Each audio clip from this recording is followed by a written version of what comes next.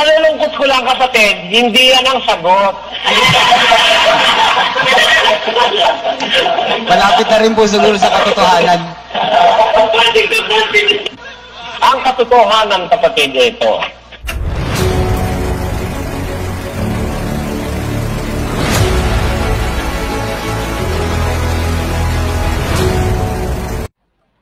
Isa na namang mapagpalang araw sa inyong lahat, mga kaibigan. Meron po akong napakagandang i-share sa inyo na video. Ang tanong po ay, pag naglilingkod ka sa Diyos, sino talaga ang pinaglilingkuran mo? Siya ba talaga o ang sarili mo? So, ang tanong po, mga kaibigan, ay kung paano ka maglingkod ng tama sa Diyos, mga kaibigan. Paano nga ba tayo makapaglingkod sa Diyos? Ano nga ba ang tamang paglilingkod sa Diyos? Tama ba yung ginagawa o itinuro ng mga Iglesia Katolika na lumuhod ka, sumamba ka, o manalangin ka sa mga bato, mga kahoy? Atin pong panuorin ang isang napakagandang paksa na video ng ating kapatid na Eli, mga kaibigan. Ito po ang video niya. Yung sagot mo, kapatid, saan ka naglilingkod? Kapatid, sagot uli. Sa sarili ko po, kasi po naalala ko po yung sitas na lubusin nga ninyo ang... Hindi ko na po alam, basta sa inyong sariling pagkaligtas, parang ganun po yung sitas. Yun po yung naalala ko. Ang sinasabi mo ba yung Filipos 2:12? Siguro na nga po, yun na po siguro. Natin. Kaya nga, mga minamahal ko, kung paano ang inyong laging pagsunod na hindi lamang sa harapan ko, kundi bagkus pa ngayong ako'y wala, ay lubusin ninyo ang gawain ng inyong sariling pagkaligtas. Na may po, ayan po, absolutely. Yun, natamaan. Ay, Talagang kabisado talaga ni kapatid na Eli ang Biblia, mga kaibigan. Kapag magtanong ka at hindi mo alam ang talata kung saan, kaya niyang sabihin. kinalulungkot ko lang, kapatid, hindi yan ang sagot. Malapit na rin po siguro sa katotohanan. Ang katotohanan, kapatid, ito. Kaya katotoong naglilingkod sa iyong sarili. Basahin mo nga, Sis Luz, ang 6:8 ng Epeso. 6:8. Yamang napag-aalaman na anumang mabuting bagay na gawin ng bawat isa, ay gayon din ang muling tatanggapin niya sa Panginoon, maging alipin o laya. Alin mang mabuting bagay ang ginawa mo, gumagawa ka lang ng gusto mong gawin ng Diyos sa'yo. Tama? Tama po. Tama. Kaya pag binigyan mo yung kapatid, bibigyan ka ng Diyos. Sino ngayon ang pinaglilingkuran mo? Sarili mo po. Pag nagbigay ka, bibigyan ka. Pag nagpatawad ka, papatawarin ka. Pag naawa ka, kaaawaan ka. Pag gumawa ka ng kahit anong kabutihan, ginagawa mo yan sa totoo lang, para sa iyong sarili. Tama o hindi? Tama po. Kaya alam nyo, mga kapatid, huwag kayong magsasawang gumawa ng mabuti sapagkat nagtitipon kayo sa inyong sarili ng isang supot na hindi masisira. Kahit hindi... Ang galing yung logic ni kapatid na Eli, mga kaibigan, ano? Tama nga naman, ano? Ang ganda yung kanyang unawa doon po sa talata. Ano? Amen po. Amen. Kahit hindi gantihin ang ginagawa mo ng kapwa mo taong kabutihan. Kahit na masamain ka pa sa ginawa mong kabutihan.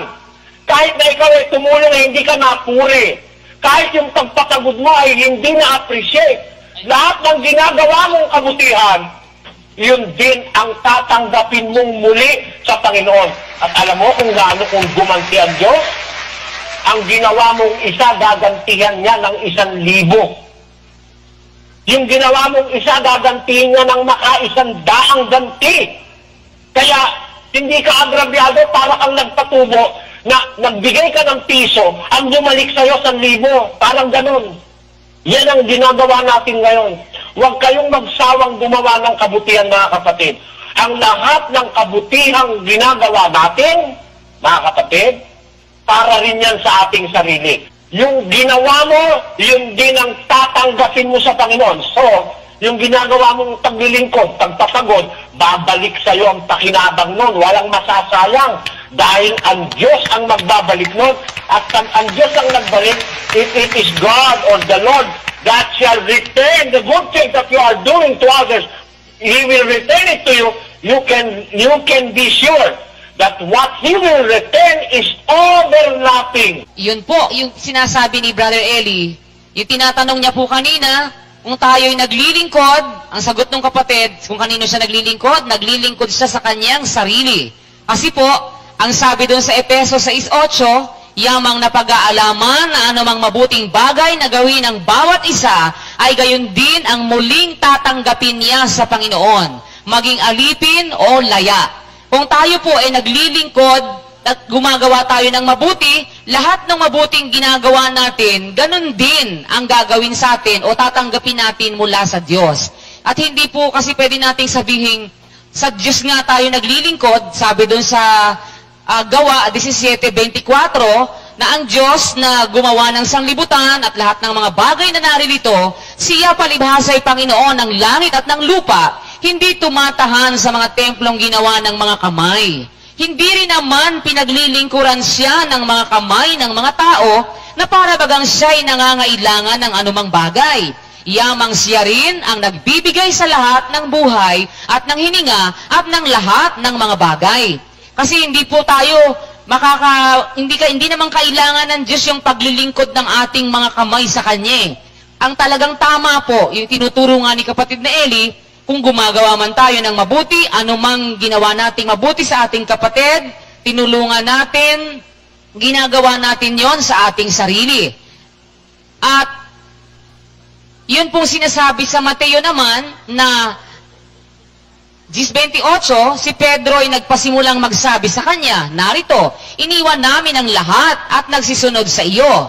Sinabi ni Jesus, katotohanan ang sinasabi ko sa inyo, walang taong nag-iwan ng bahay o mga kapatid na lalaki o mga kapatid na babae o ina o ama o mga anak o mga lupa dahil sa akin at dahil sa Ebanghelyo na hindi siya tatanggap ng tig-100 ngayon sa panahong ito ng mga bahay, mga kapatid na lalaki, mga kapatid na babae at mga ina at mga anak at mga lupa, kalakip ng pag-uusig at sa sanglibutang darating ay nang walang hanggang buhay. Pagka gumawa po tayo ng mabuti, bawat isang ginawa nating mabuti, ang balik po nun sa atin, 100, maka 100 beses.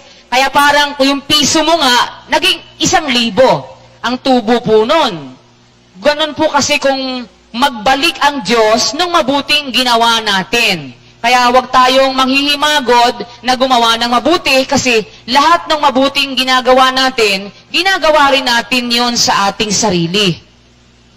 Yun po. Kaya yun ang tama talaga na yung paglilingkod natin na ginagawa, sa sarili rin natin kasi tayo rin po makikinabang kung gumawa tayo ng mabuti, babalik din sa atin lahat ng ginawa nating mabuti. Huwag nating ipautang na loob sa kahit kanino ang ginawa nating kabutihan. Huwag nating ipautang na loob kahit sa Diyos ang ginawa nating kabutihan. Huwag nating ipautang na loob sa ating kapwa ang ginawa nating kaibabutihan sa Kanya.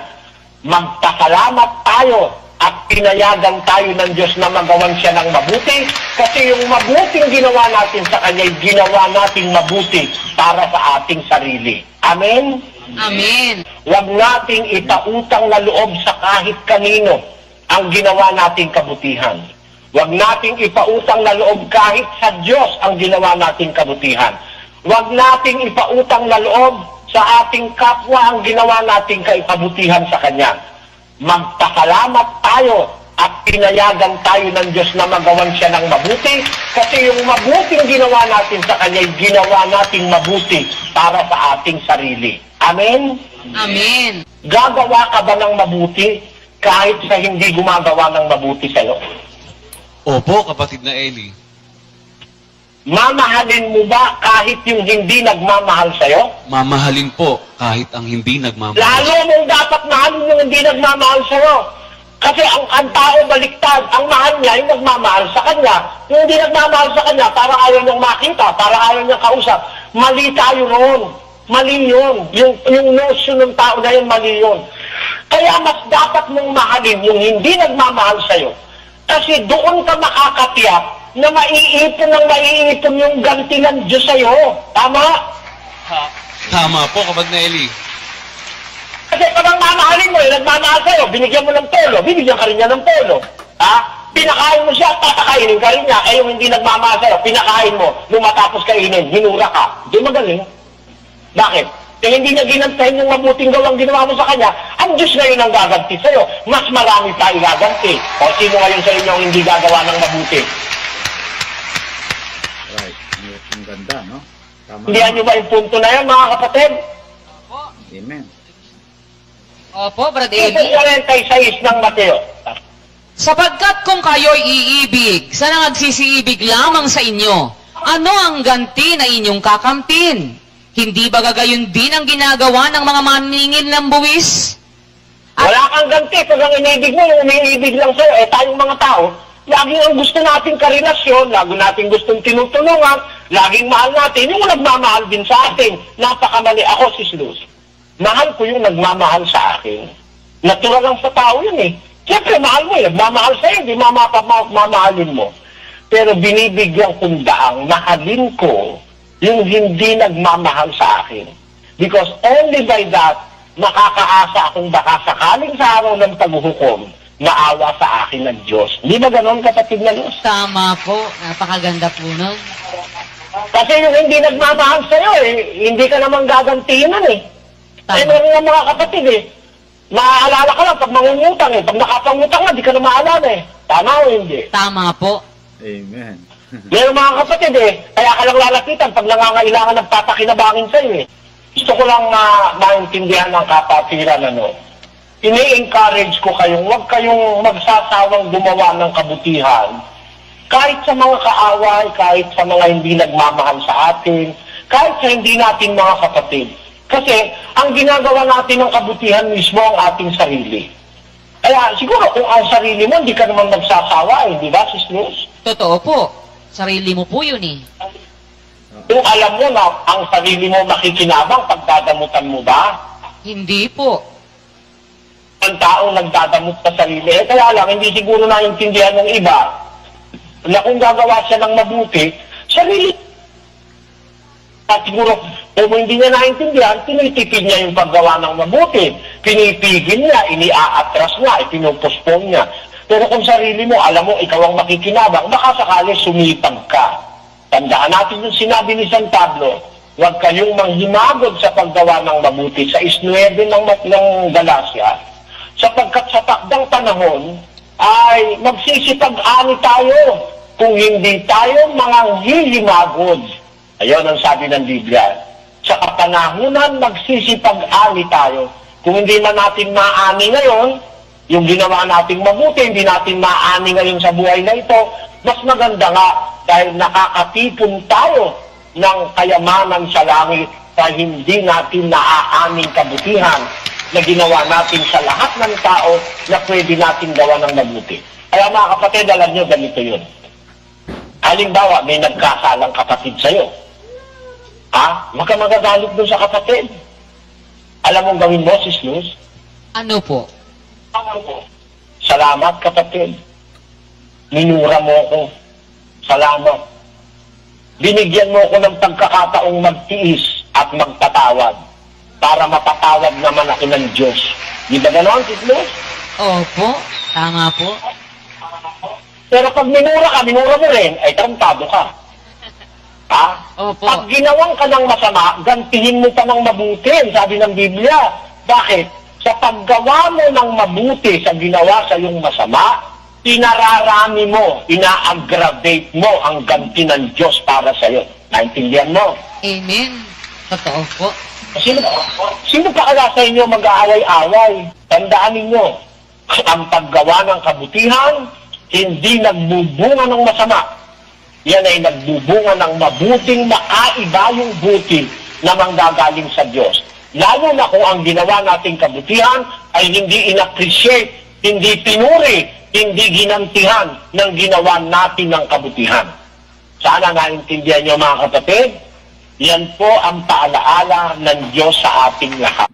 Ang ganda po yung advice ng kapatid na Eli sa mga kapatid, mga kaibigan, at ang ganda yung aral na binitawan niya. Talagang napakaganda, napakalinaw po, napakaliwanag yung kanyang sinabi. At tama nga naman, kung gusto po natin pagsilbihan ang ating mga sarili, ayon sa talata na sinabi ng ating kapatid na Eli ay pagsilbihan mo ang iyong kapwa, gagantihan ka. So napakaganda mga kaibigan. Alam nyo mga kapatid at mga kababayan, kung lagi lamang po kayong nakatutok doon po sa mga pangangaral ng ating kapatid na Eli, marami po tayong mauunawaan sa banal na kasulatan. Yung mga bagay na hindi natin naiintindihan, nababasa natin na hindi natin nauunawaan, mauunawaan natin kung tayo po'y lagi nakatutok sa mga pangangaral niya, mga kaibigan at mga kapatid. So, napakaganda po. Sana nagkaroon po kayo ng kaunting kaalaman sa ating video na ating pinalabas. At inaanyayahan ko po kayo mga kaibigan na sana wag po kayong magsawang tumutok lagi dito sa ating programang Expose the Truth, sapagkat dito makikita natin yung mga bagay na talagang katotohanan. Doon po sa mga nagsasabi sa mga comment section natin na walang katotohanan dito sa ating programa, baka yung programa ng punto por punto ang walang katotohanan. So hanggang dito na lang muna mga kaibigan, at hanggang sa muli.